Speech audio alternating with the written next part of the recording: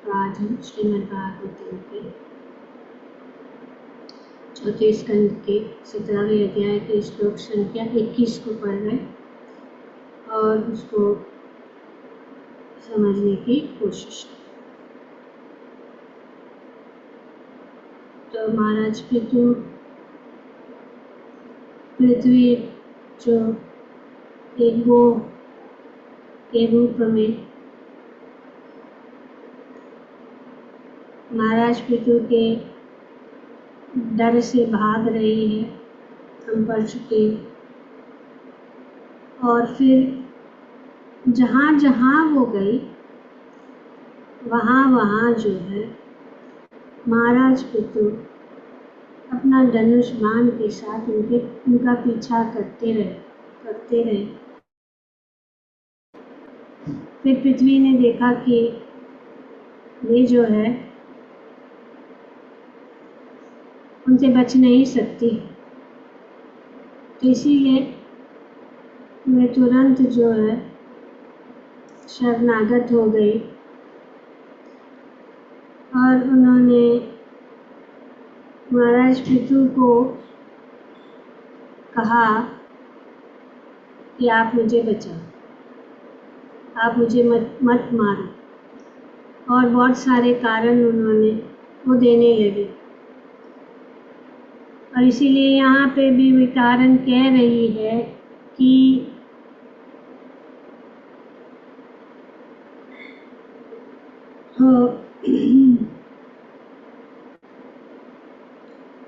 हे राजन, मैं एक सुदृढ़ नाव के तुल्य हूँ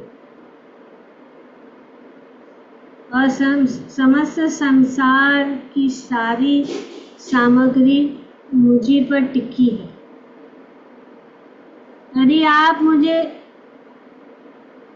छिन्न कर देंगे तो फिर आप अपने को तथा अपनी प्रजा को डूबने से किस प्रकार बचा पाएंगे। तो इस प्रकार से पृथ्वी कह रही है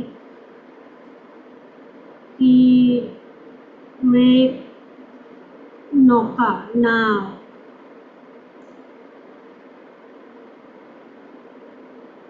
श्रील प्रभुपाद जी अपने तात्पर्य में बताते हैं कि संपूर्ण जो लोक है उनके नीचे गर्भजल है, हम जानते हैं। भगवान विष्णु इसी गर्भजल पर शयन करते हैं और उनकी नाभि से कमल नाल निकलता और इस ब्रह्मांड के भीतर सभी लोग वायु में तैर रहे हैं जो इस कमल नाल पर आश्रित है। तो ये वायु के जैसे वायु के अंदर इतने सारे जो लोग हैं, इतने सारे भुवन हैं, वे सब तैर रहे हैं। और यहाँ पे ये बताया गया है कि ये एक कह सकते हैं कि ये जो जल है वो एक प्रकार का, ये गर्भ जल जो है वो एक प्रकार का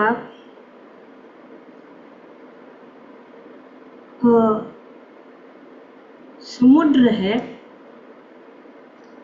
और ये सब जितने भी ग्रह है वे एक वायु के सागर में तैर है। हमने कभी सुना है वायु का सागर, पर ये जो है अंतरिक्ष में सब ये पूरा सागर का जैसा है। और यहाँ पे बहुत अच्छी तरह से वर्णन करते हैं कि सभी लोग वायु में तैर रहे हैं जो इस कमलनाल पर आश्रित है। यदि कोई भी लोग नष्ट कर दिया जाए तो वह गर्भजल में गिरेगा। तो ये गर्भजल में गिरेगा, कोई भी ये लोग, है ना। तो हम जानते हैं कि ये कितने भुवन हैं, कितने हैं? 14 14 है ना, 14 लोक है ना। तो इस प्रकार से ये सब क्या हो रहा है, वायु में तैर रहे हैं। तो आप लोग जानते हैं कथा, क्या हुआ था एक बार पृथ्वी को, कौन जानता है? और गर्भोदक ओशन में डूब गया। हाँ, गर्भोदक हिरण्यक्ष हिरण्यक्ष ने है ना। तो उन्होंने उसका जो अलाइनमेंट ये कर दिया, हाँ, उनको उठा लिया और उनको डाल दिया, नीचे गिर गया ना। तो फिर भगवान जो है वराह के रूप में आकर उनको फिर से अपना जो प्रॉपर अलाइनमेंट में उनको, हाँ, तो ये होता है। तो यहाँ पे पृथ्वी ये कहती है कि आप अगर मुझे मार दोगे या नष्ट करने का सोचेंगे तो क्या होगा, गिर जाए। कहाँ गिरेगा? गर्भ।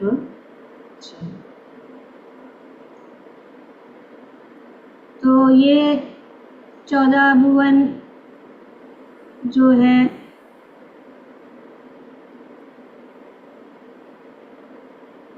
कौन से है?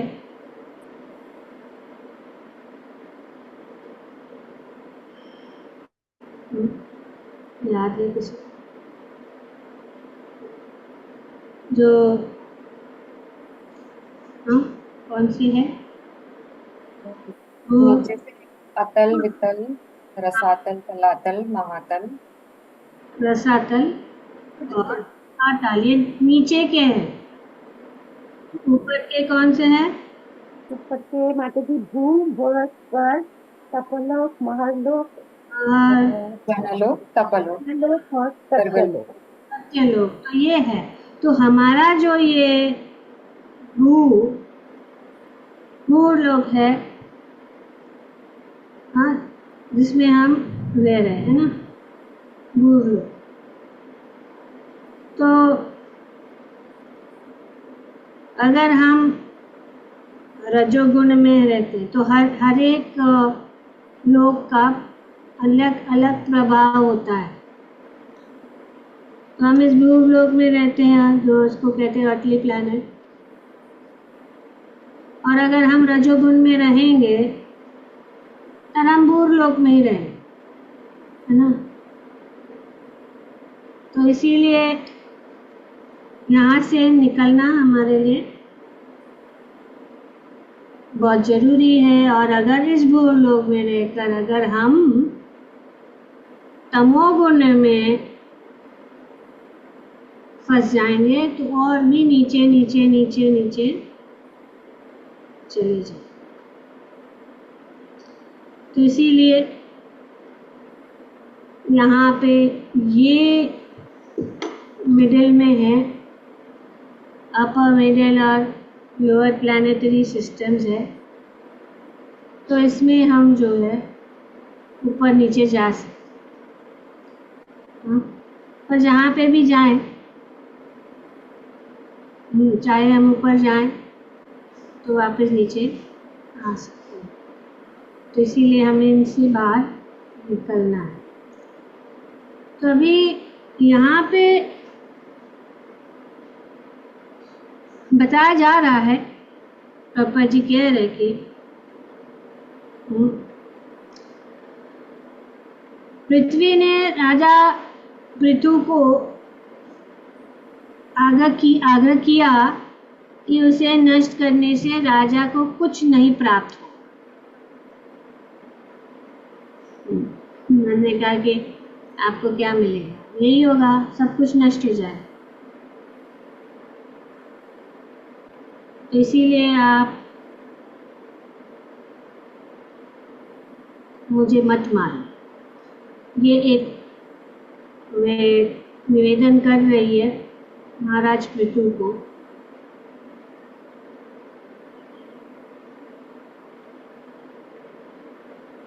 और उससे क्या होगा कि अगर तुम में से कुछ प्राप्त नहीं होगा, मतलब कुछ मिलने वाला नहीं, क्योंकि सब तुझ जो है मुझे अगर आप नष्ट करेंगे तो पूरा जो है सब पृथ्वी समेत सब लोग जो है आपके साथ, आपकी प्रजा, सब लोग जो है गर्भ जो है सागर में डूब जाएंगे, गर्भ जल में डूब जाएंगे। प्रभुपाद जी बताते दूसरे शब्दों में अंतरिक्ष की तुलना वायु के सागर से की जा सकती है और प्रत्येक लोग इसमें उसी प्रकार तैर रहे हैं जिस प्रकार कोई नौका या द्वीप समुद्र में तैरता है। तो इस प्रकार से ये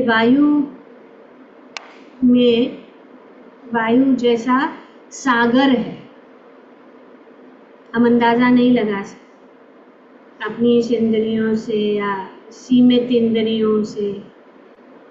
ये हमारी इंद्रियों से परे हैं ये सब चीज़ें, कि किस प्रकार इसको वो कह रही है कि मैं एक नौका हूँ, और जिस प्रकार से एक नौका जो है जल के ऊपर तैरता है, उसी प्रकार मैं जो हूँ एक नौका के समान है। और ये पूरा जो अंतरिक्ष है ये एक वायु का सागर है। बड़ा जैसे सागर होता है वैसे ये सागर है, और ये जितने भी प्लैनेट्स हैं, जितने भी लोक है, जितने भी ग्रह है, वे जो है इसमें तैर रहे।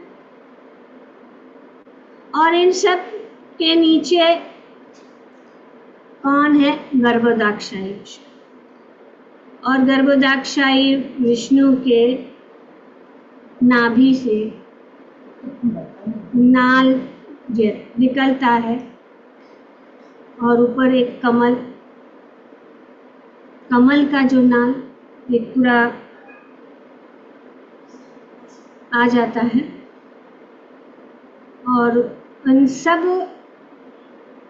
इस कमल नाल के ऊपर stem of the lotus flower सब जो है ये सब भुवन जो है टिके हुए हैं।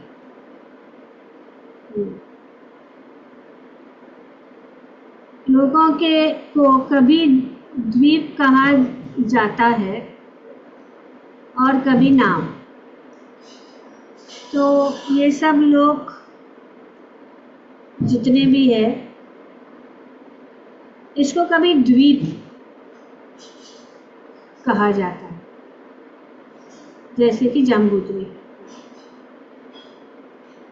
तो ये द्वीप में ये सब लोग, तो द्वीप मतलब क्या? आइलैंड। द्वीप मतलब आइलैंड। आइलैंड को क्या कहते हैं? आइलैंड मतलब क्या? Surrounded by water from all the sides, Mataji. हाँ, मतलब इसके बीच में जल के अंदर है ना। जल जल से, जल के ऊपर ऐसे लगता है, जल के ऊपर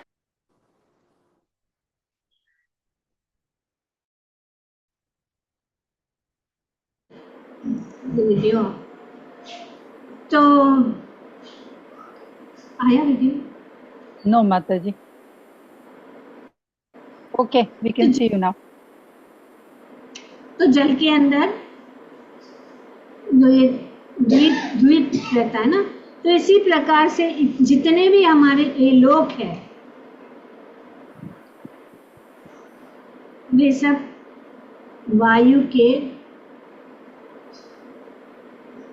अंदर द्वीप है, वायु के सागर के अंदर द्वीप है। इसीलिए उनको कभी द्वीप कहा जाता है या कभी नाव कहा जाता है।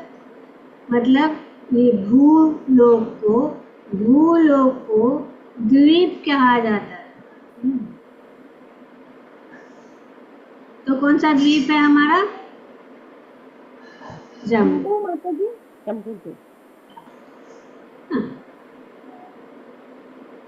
जैसे कि जाम्बू हुए, भरतखंडी, इस प्रकार से ये करते हैं ना जब यज्ञ होता है लोग हो, तो ये द्वीप ऐसा है। तो हर एक लोग का द्वीप है, पर ये द्वीप ऐसा है जो वायु के सागर के जैसे, तो इसे नौका भी कहा जाता है, नौका भी कहा। तो पृथ्वी या वो जो पृथ्वी का रूप ले रही है, वो ऐसे कह रही है कि मेरे ही ऊपर सब कुछ टिक रहा है। जितने भी चीजें हैं, वनस्पति है और जितने भी धातु हैं, सब कुछ जो है मेरे ऊपर टिकी हुई है। और अगर आप मुझे मारेंगे तो एक तो ये सब नष्ट हो जाएगा, और ऊपर से मैं जो हूँ हम गिर जाऊंगी और आप लोग भी मेरे साथ गिर जाएंगे। तो उनका कहना है कि जो आपको सब कुछ दे रही है उसको ही आप मार रहे हैं। आप इसको मारने तुल रहे हैं जो आपको सब कुछ दे रही है, मतलब जो दे सकती है। अभी ऑफ कोर्स प्रॉब्लम यही हुआ कि वो दे नहीं रही थी, और इसीलिए तो वो अन्न नहीं दे रही थी। उनकी प्रजा जो है दुखी थी, उनके लिए कुछ खाने के लिए नहीं था। वो सब यज्ञ कर रहे थे, सब धार्मिक थे, सब धार्मिक रूप से सब कुछ कर रहे थे, लेकिन क्या हुआ? पृथ्वी नहीं दे रही है, तो इसीलिए क्रोधित हो गए और उनको मारने के लिए लग गए। तो इस प्रकार गोरु पृथ्वी द्वारा दृश्य जगत की आंशिक व्याख्या कर दी गई है। तो ये हम देख सकते हैं इस प्रकार से ये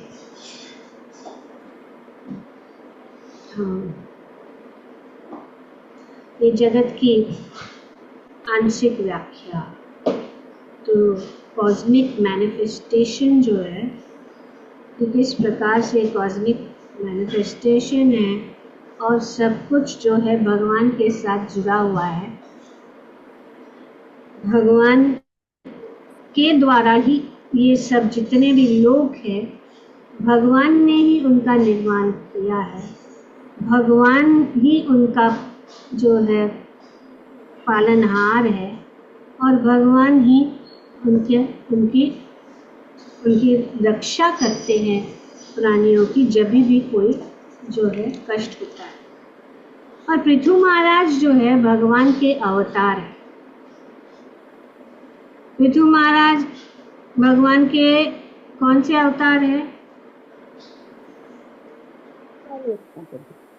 शक्त्यावेश। शक्त्यावेश माता जी। शक्त्यावेश अवतार, इसीलिए क्रोधित हो जाते। और आगे हम देखते हैं कि किस प्रकार से पृथु महाराज कहते हैं कि आपने जो है हमारे आदेश का पालन नहीं किया, इसीलिए आपको दंड मिलना बहुत जरूरी है। तो ये बात आगे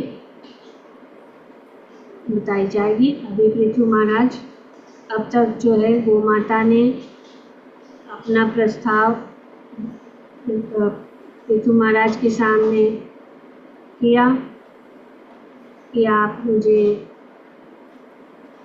बचाइए, मैं आपके शरणागत हूँ, मैं एक स्त्री हूँ, स्त्री को की हत्या नहीं की जा सकती, और अगर ये जो है शास्त्रों के अनुसार, और मैं जो हूँ आपके शरण में आई हूँ, मुझे जो है आप मत मारिए मुझे, क्योंकि मैं अगर नष्ट हो जाऊंगी तो आपके सहित सब कुछ नष्ट हो जाएगा। इस प्रकार से पृथ्वी ने महाराज पृथु को निवेदन किया। अनंतराज श्रीमद् भागवतम की जय। ओम तत्सत।